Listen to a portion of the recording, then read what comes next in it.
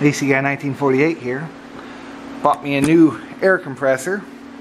The Craftsman, I'm going to do a video on its own on that, but it got to where it like gets around 100 psi and it really takes its time getting up to where it should kick off at. So I knew it was kind of on its way out after I saw it starting to do that. Also, it's pretty loud in general, but I got 2 years worth of use out of it, and it was a good 2 years. So, I mean, it's had a rough life, poor thing. But it was time to upgrade. That was a 26 gallon, yeah, 1.5 horse, 26 gallon tank. And it put off 3.8 SCFM at 90 and 5.1 at 40. And this one, let me see if I can find it. I don't know if you can. 7.5 at 40 and 6.4 at 90. So 2 horsepower, 150 working PSI, 29 gallons, 82 decibels, 120 volts. I was wanting to get like a 60 gallon or an 80 gallon, but the way that the previous owner wired this house, they had wires come in for 220, but they used 10 gauge wire on it. And I wanted to get this and put it into like a junction box and run it over to my other, across the shed for my welder over there. And then I wanted to put a big air compressor back in that corner.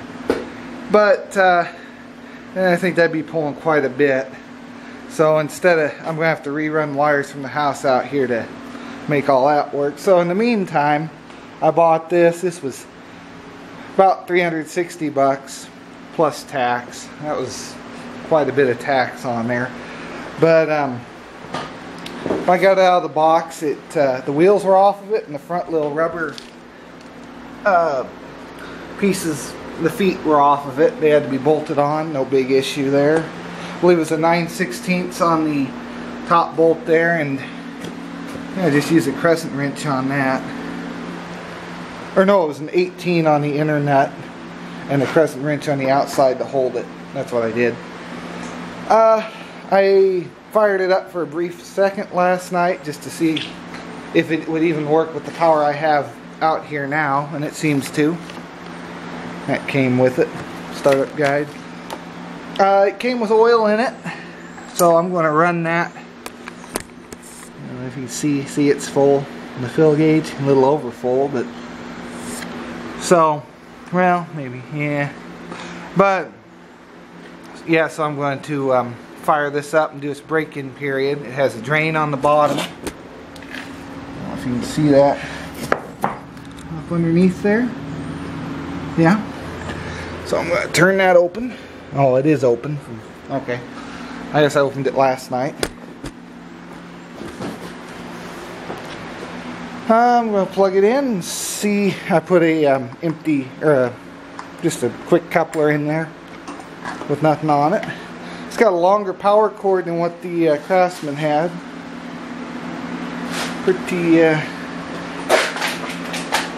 Pretty long cord compared to this one's. I mean, this one's fairly long too, but I think that one's a little. I don't know, maybe they're about the same length. They're both pretty beefy cables though.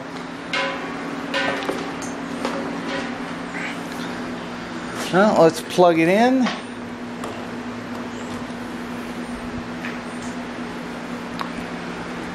Yeah, and something else this one has that they didn't even say anything about. It's got an hour meter on it.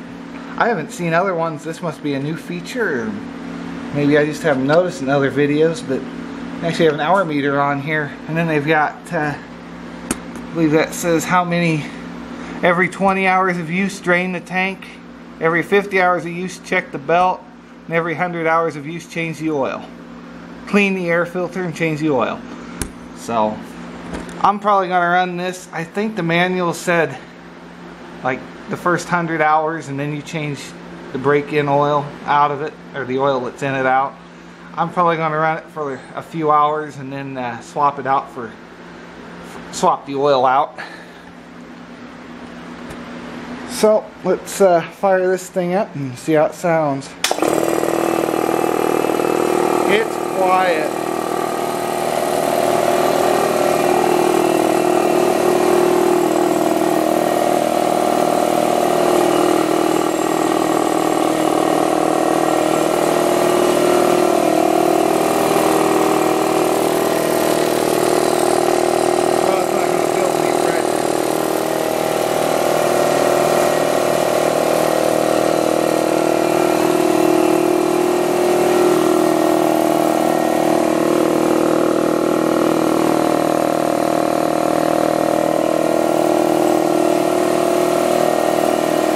Okay, I believe it said let it run 10 minutes like this.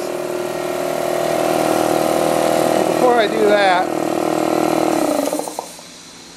before I go and do that, let's plug in the other one so you can have a sound comparison to what I was listening to. Where did I put that? There it is. I got too many cables.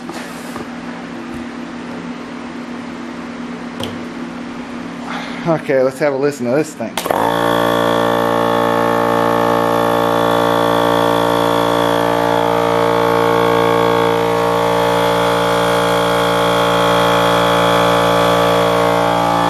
Yeah, it's a lot louder. Close the door and go outside here for a little bit.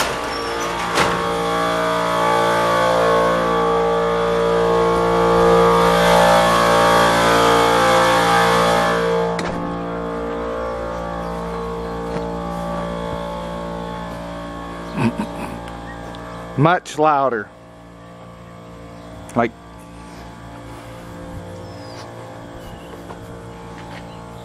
I'm all the way up against the house and you can still hear it.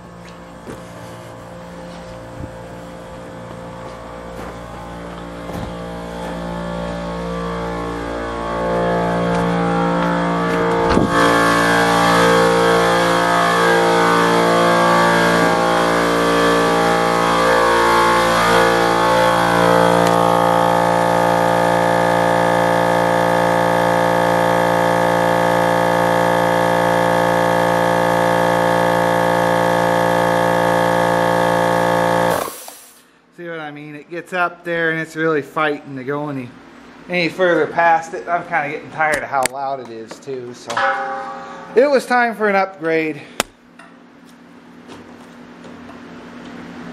Now let's go outside and see how loud this one is. I don't even think we'll hear it. Or if we do, it'll be barely.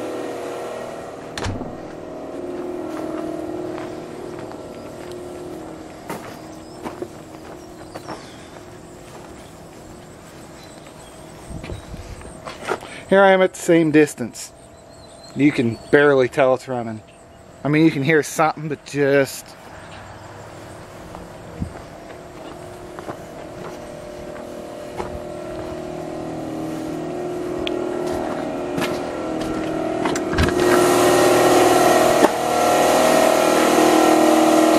Yeah, I could stand to be in here for a long period of time with that on. Alright, I'm going to let this run and then we'll see how quick it charges up. Alright, we're going to see how long this takes to charge up. I'll start my stopwatch and go.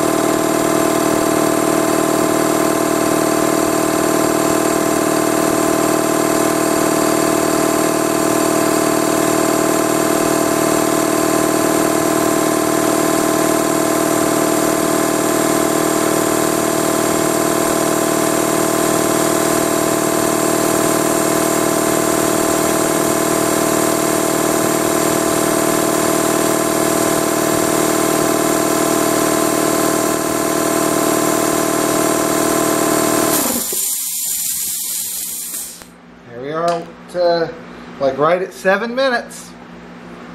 See, I started this one, so like 7 minutes. That ain't bad, especially for how quiet it is. Now let's see how long it takes for me to, I've got an air sander over here.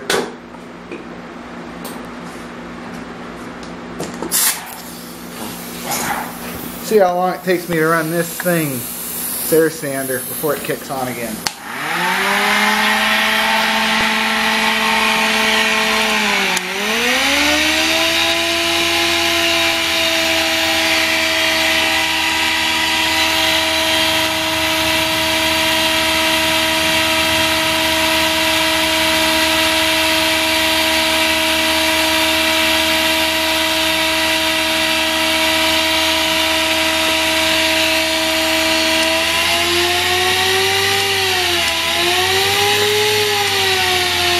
I don't know where this tool is really supposed to be run.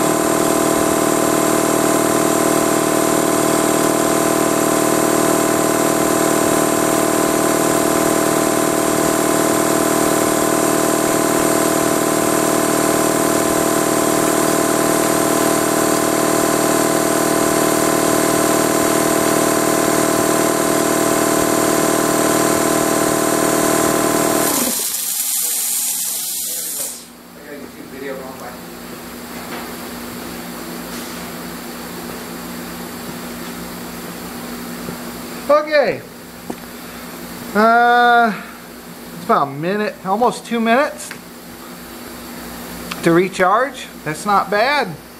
Much better than what the other one was doing. Okay, well, I think that's going to do it for this video. I'm really happy with this so far. I will be doing a update in, yeah, I need to put a thread seal on the end of that, but I'm going to be doing an update in, oh, let's say about 4, 5, 6 months, somewhere in there. I'll do an update unless there's one that's, someone asked for one sooner. But my other big plan with this is to, see, that tank's still good. That's a 26-gallon tank and it's 150 psi. That's a 29-gallon tank and 150 psi. So it's rated just the same, so I'm thinking about connecting the two, and then that'd give me 26 gallons worth of air, or what, that'd be about 54 gallons worth of air to work with. 26, but so yeah, I'm thinking about linking the two of those together and putting them back in that corner so they're out of the way, and then, you know, I can almost have a 60-gallon air compressor. So at least 60 gallons worth of air to work with, so it's not kicking on as much. But alright, well, that's going to do it for this video. See you in the next video. Have a great day.